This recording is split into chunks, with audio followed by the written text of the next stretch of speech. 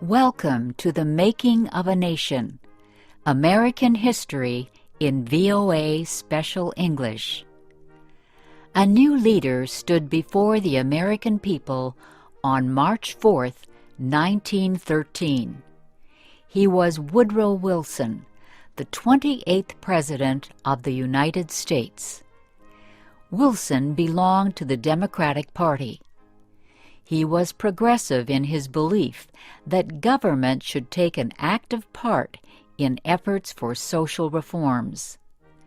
This week in our series, Kay Gallant and Harry Monroe begin the story of Wilson's presidency.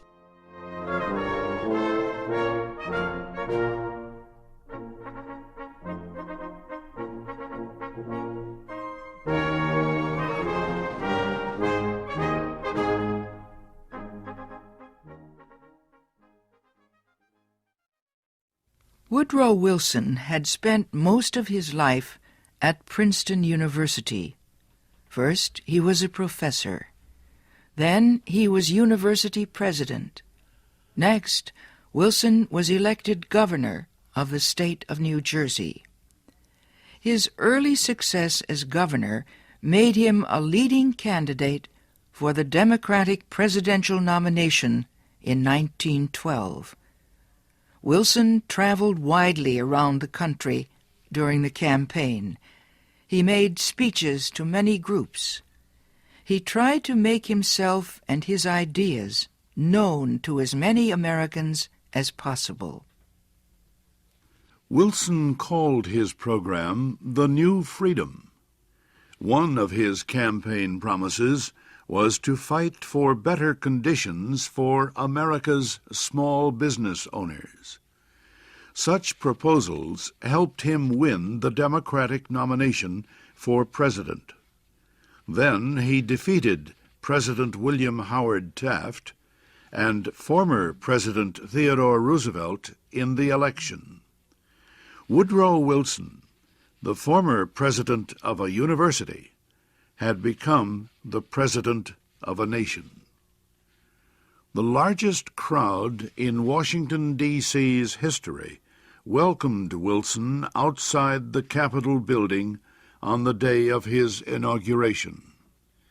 He called on the American people to join him in making the country a better place.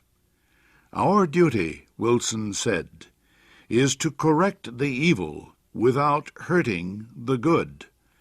I call all honest men, all patriotic, all forward-looking men to my side."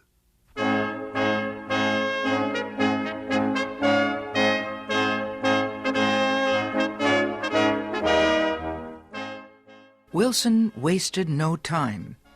He immediately called a special session of Congress to act on Democratic campaign promises to reduce import taxes or tariffs.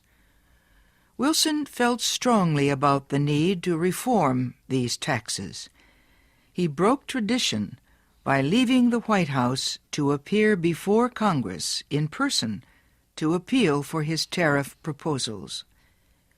Many members of Congress opposed Wilson's plans, but the new president used the results of a Senate investigation to win the fight.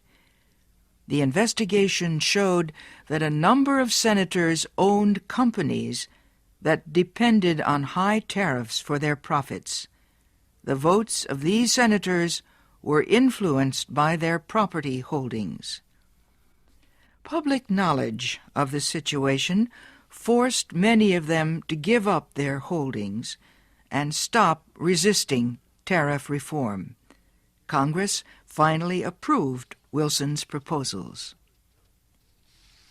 Lower tariffs reduced the amount of money taken in by the federal government. So the Senate also approved a tax on income or earnings. A constitutional amendment had been passed earlier to permit such a tax. President Wilson and the Democratic Party were pleased with the new tariff and income tax bills. But they were far from finished. Next, they turned their efforts to reform of the banking industry. For several years, many people had recognized the need for changes in the banking system. The old system of uncontrolled private banks had developed years earlier, before the United States became a major industrial nation. Many people agreed that a more modern system was needed, but they could not agree on details. President Wilson said control of the nation's wealth was held by too few men.